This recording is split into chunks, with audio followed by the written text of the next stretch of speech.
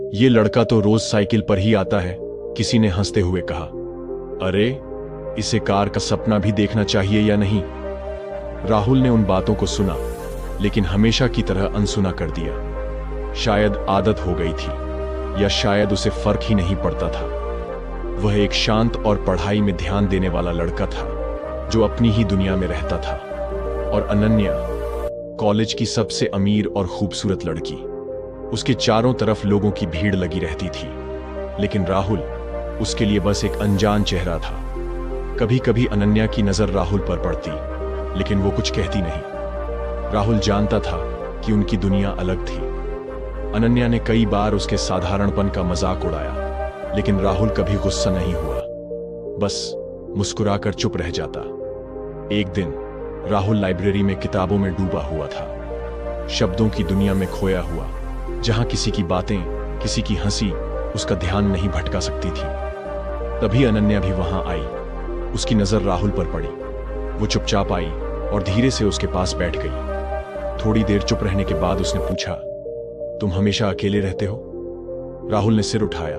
उसकी आंखों में वही सादगी, वही गहराई। मैं पढ़ाई में बिजी रहता हूं, उसने हल्के से जवाब दिया। अच्छा, और दोस्त?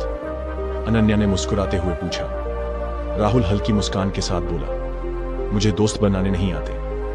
ये जवाब सुनकर अनन्या कुछ देर चुप रही। शायद वो सोच रही थी कि ये लड़का बाकी सबसे अलग है। उसकी सादगी, उसकी खामोशी, कुछ तो खास था उसमें। समय बीतता गया।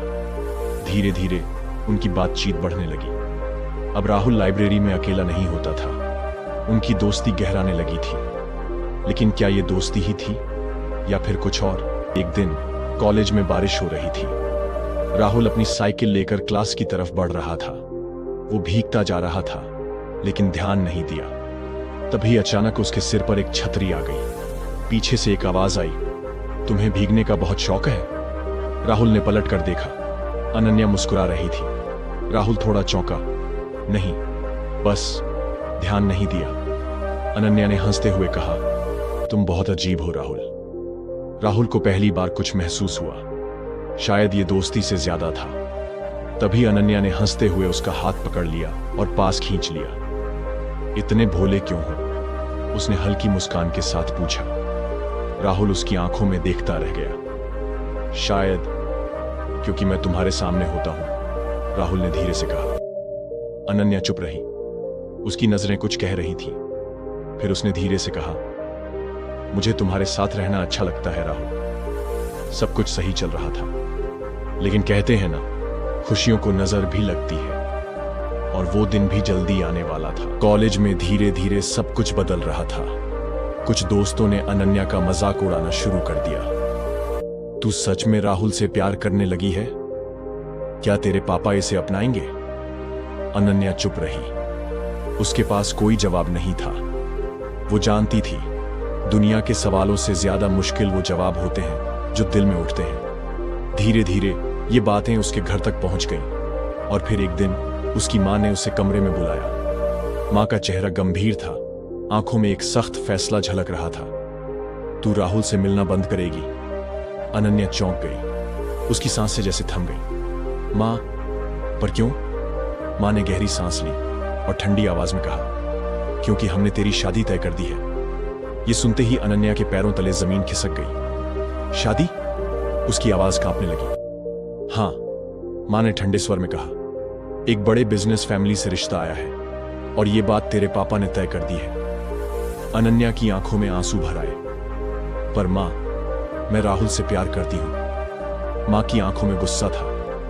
प्यार व्यार कुछ नहीं होता। तेरे पापा ने जो सोचा है वही होगा। उस रात अनन्या ने बहुत रोया। हर आंसू उसके दिल की टूटन का सबूत था। वो राहुल के साथ बिताए हर पल को याद करती रही, लेकिन अब उसे पता था, सब खत्म हो चुका है। अगली सुबह उसने कांपते हाथों से राहुल को मैसेज किया, हम अब कभी नहीं मिल सकते, प्लीज मुझे भूल जाओ। राहुल ने जब ये मैसेज पढ़ा तो जैसे उसका दिल चीर गया। उसके हाथ कांपने लगे। वो समझ नहीं पा रहा था कि आखिर ऐसा क्यों हुआ। उसने तुरंत फोन उठाया, कांपती आवाज में पूछा, क्यों अनन्या, मैंने क्या गलत किया? लेकिन दूसरी तरफ सन्नाटा था।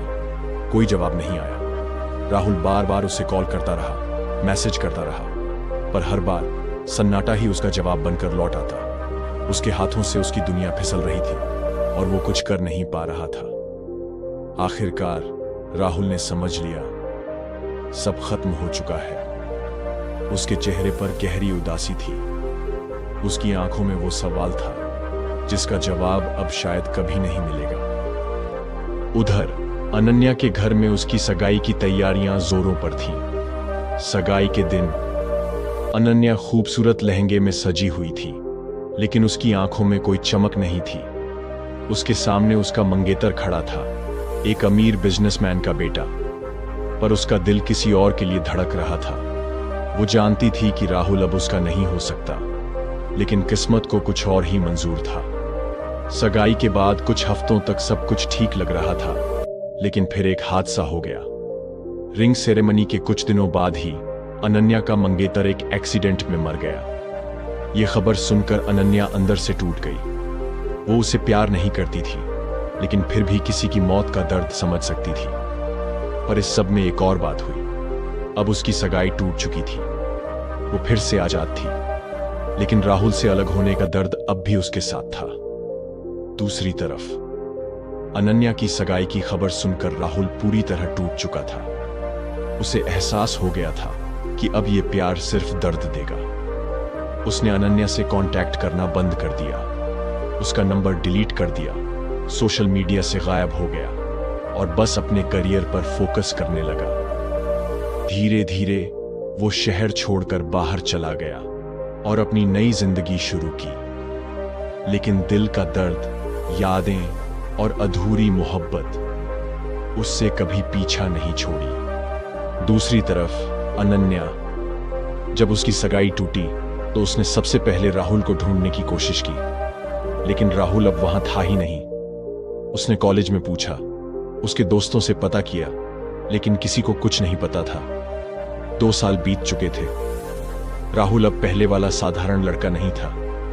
उसने अपने दर्द को ताकत बना लिया था। अब वो एक बड़ी कंपनी में ऊंचे पद पर था, जहां लोग उसकी इज्जत करते थे। उसकी पहचान बन चुकी थी, लेकिन उसके दिल का एक कोना अब भी खाली था। उधर अनन्या अब भी राहुल की तलाश में थी। उसने हर जगह उसे ढूंढा, पर कुछ हासिल नहीं हुआ। वो समझ चुकी थी कि उसने अपने प्यार को खो दिया है, लेकिन कभी कभी किस्मत उन लोगों को भी मौका देती है जो हार मान चुके होते हैं। एक दिन अनन्या एक इवेंट में अपने पापा के साथ आई थी। वहां एक बहुत बड़े बिजनेसमैन का नाम अनाउंस हुआ, राहुल शर्मा। उसका दिल तेजी से धड़कने लगा। क्या ये वही राहुल हो सकता है? उसने जैसे ही स्टेज की तरफ देखा, वो वहीं था, सूट बूट में, कॉन्फिडेंट, पहले से कहीं ज्यादा हैंडसम। लेकिन अब उसकी आंखों में वो मासूमियत नहीं थी जो कभी अनन्या को पसंद थी। इवेंट के बाद अनन्या का दिल बेताब था। वो राहुल से मिलना चाहती थी, उसे बताना चाहती थी कि वो अब भी सिर्फ उसी से प्यार करती है। वो हिम्मत जुटाकर राहुल के ऑफिस पहुंची। रिसेप्शन पर जाकर कहा, मुझे राहुल शर्मा से मिलना है। रिसेप्शनिस्ट ने देखा और कहा, सर बहुत बिजी हैं, बिना अपॉइंटमेंट के मिलना मुश्किल है। लेकिन अनन्या हार मानने वालों में से नहीं थी। उसने एक पेपर उठाया और बस एक लाइन लिखी, अगर तुमने एक बार भी मुझसे सच्चा प्यार किया था तो मुझसे मिलो।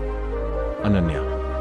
पेपर राहुल तक पहुंचा। जैसे ही उसने नाम पढ़ा, उसकी उंगलियां कांप गईं। वो 2 साल से इस नाम को भुलाने की कोशिश कर रहा था, लेकिन आज भी ये नाम सुनते ही दिल तेजी से धड़कने लगा। उसने गहरी सांस ली और कहा, उसे अंदर भेज दो। जब अनन्या अंदर आई, राहुल अपनी कुर्सी से उठकर खिड़की के पास खड़ा हो गया। वो पीछे मुड़ा और उनकी आंखें मिली। 2 साल बाद पहली बार अनन्या की आंखें नम थीं, लेकिन उनमें उम्मीद थी। राहुल की आंखों में नाराजगी थी, लेकिन साथ ही एक छुपा हुआ दर्द भी था। कैसी हो? राहुल ने ठंडी आवाज में पूछा। अनन्या ने कांपते हुए कहा, ठीक नहीं हूं। जब से तुमसे बिछड़ी हूं, तब से कुछ भी ठीक नहीं है। राहुल चुप रहा। तुम्हें पता है, मैंने तुम्हें कितना ढूंढा, लेकिन तुम कहीं नहीं थे। तुमने मुझसे हर रिश्ता तोड़ दिया था। राहुल ने हल्की मुस्कान के साथ कहा, जिस दिन तुम्हारी सगाई हुई थी, उसी दिन मेरा सब कुछ खत्म हो गया था अनन्या। कमरे में खामोशी छा गई। अनन्या ने हिम्मत करके कहा, मैं आज भी तुमसे प्यार करती हूं राहुल। राहुल ने एक पल के लिए उसकी आंखों में देखा, फिर बोला, लेकिन अब सब बदल चुका है अनन्या। तुमने मुझे खो दिया और मैंने तुम्हें भुलाने की कोशिश की।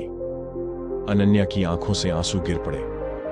क्या एक बार, सिर्फ एक बार, तुम अपने दिल से पूछ सकते हो कि तुम अब भी मुझसे प्यार करते हो या नहीं? राहुल कुछ नहीं बोला। उसने अपनी आंखें बंद की और अंदर कहीं वो दर्द जाग उठा जिसे वो 2 साल से दबाने की कोशिश कर रहा था। फिर धीरे से उसने अपना हाथ आगे बढ़ाया। अगर आज भी तुम मेरी हो तो कभी मत छोड़ना। अनन्या दौड़कर उसके गले लग गई। वो आंसुओं में भीगी थी लेकिन खुश थी, क्योंकि उसकी अधूरी कहानी आज मुकम्मल हो गई थी।